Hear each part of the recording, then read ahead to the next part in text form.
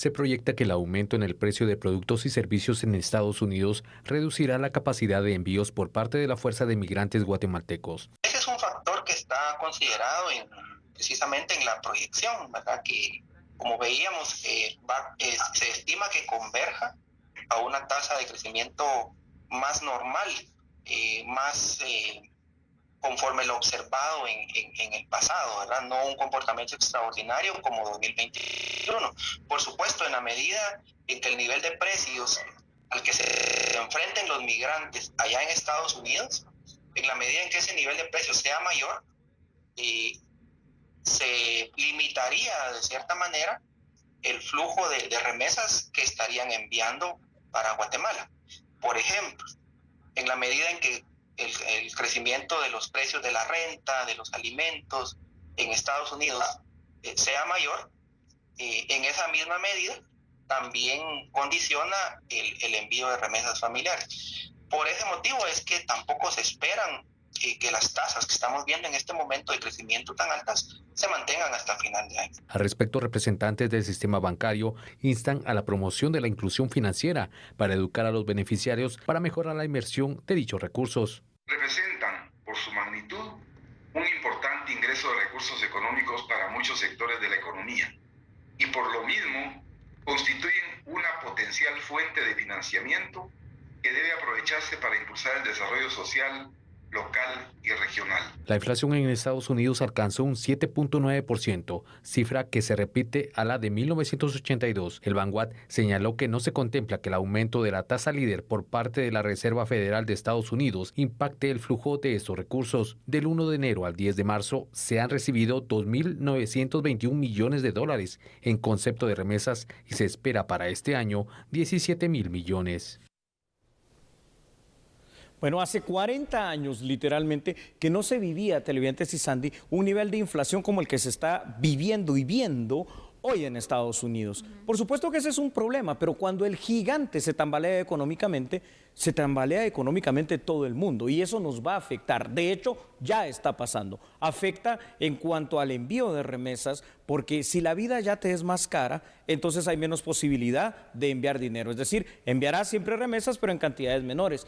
Y aquí hay un problema en Guatemala, que son dos cosas y las dos son cuestión de educación y hay que hacer algo en educación financiera. Número uno, la cultura del ahorro, pero a la par de la cultura del ahorro, porque es difícil encontrar la forma, digamos, de tener mucho dinero solamente ahorrando, la cultura de poder emprender, algo que te vaya multiplicando el dinero que recibes. Claro, Julio, porque mira, el dinero al final, ¿qué pasa? Hay muchas situaciones que se pueden ver pues involucradas en que esas remesas ya no lleguen. La situación de la inflación que se está dando en los Estados Unidos, que podría entonces repercutir en su economía, en los trabajos y todo. Aparte de eso, sabemos que muchos de nuestros connacionales que se encuentran en Estados Unidos están de forma ilegal también. Sí. Entonces, una deportación en cualquier momento. En cualquier momento se puede dar. Entonces, ya no vamos a tener esos ingresos que nos llegan con las remesas. Por eso es oportuno también poder darle pues mayor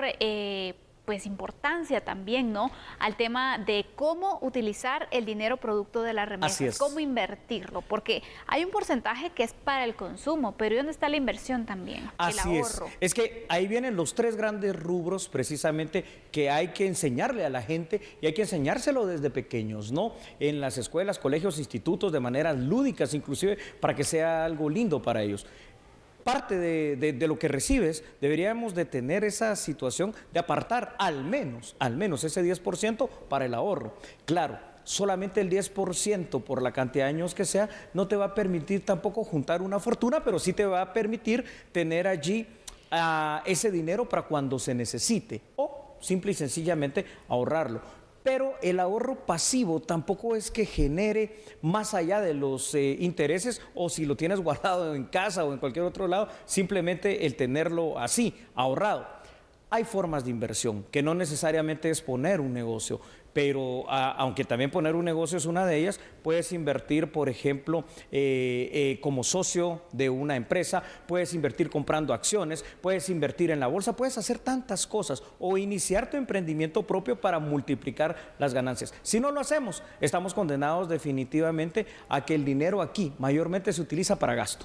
Exactamente, y entonces es un dinero que al final no nos va dando frutos, no se va a ir incrementando, después nos va a hacer falta cuando uno de estos factores de riesgo se presenten. Pues bueno, ¿qué vamos a hacer? Los niveles de pobreza se van a mantener, se pueden empeorar también y no va a quedar otra salida que intentar nuevamente llegar a los Estados Unidos, ¿no? ¿Y de qué forma? Ilegal. Ilegalmente, y antes de los datos, y cuando el migrante regrese, no ahorramos nada. Y cuando el migrante regrese, no tenemos un negocio, una casa, una inversión, nada, muy mal. Vamos entonces con datos, por favor, que son importantes para que los veamos todos juntos. El 2021 marcó lo siguiente, ¿no? Alza en precios del consumidor de hasta el 7%, la subida más grande desde el año de 1982. Energía, imagínese usted, al alza en un porcentaje del 29.3%, aumentos en otro tipo de productos hasta por un 6.3%. El tema ha sido considerado como una prioridad para el presidente de Estados Unidos, Joe Biden. Sin embargo, la situación en Ucrania ha dificultado también esta situación y ha hecho, Sandy, encarecer todavía más los productos, empezando por los propios combustibles. Y vamos a pedirle a nuestra producción que coloque de una vez otros datos que son importantes para no perder el hilo conductor. Durante este año, Sandy, los precios han continuado subiendo. El índice de precios al productor de Estados Unidos aumentó un 10% durante un periodo de 12 meses que ya terminó el pasado febrero.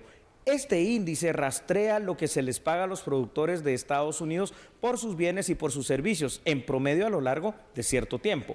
La Oficina de Estadística Laboral reportó a principios de marzo que el índice de precios al consumo se situó en un 7.9%. También en ese periodo de 12 meses, es decir, bajó. La subida de precios en febrero ha sido impulsada no solo por los combustibles, los alimentos, la vivienda, los gastos necesarios y también, hay que decirlo, los gastos no discrecionales, Andy. Vaya panorama.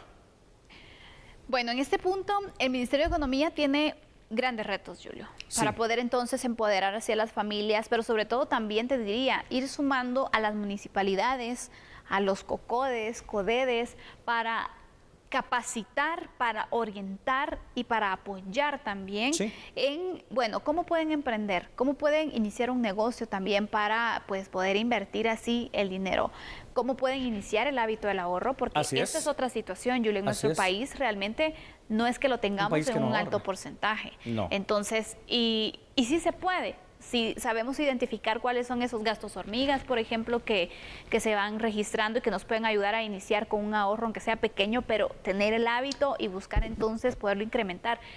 Estos dos temas son los que se tienen que fortalecer. Se tienen que fortalecer. Y fíjate que hay una herramienta que todos conocemos, que es muy simple, pero que muy pocos utilizan. El tema de hacer o elaborar un presupuesto mensual. ¿Cuánto recibo? ¿Cuánto tengo que pagar en gastos que necesariamente hay que hacerlo? Probablemente los fijos, ¿verdad? Vivienda, comida, agua, etcétera, electricidad.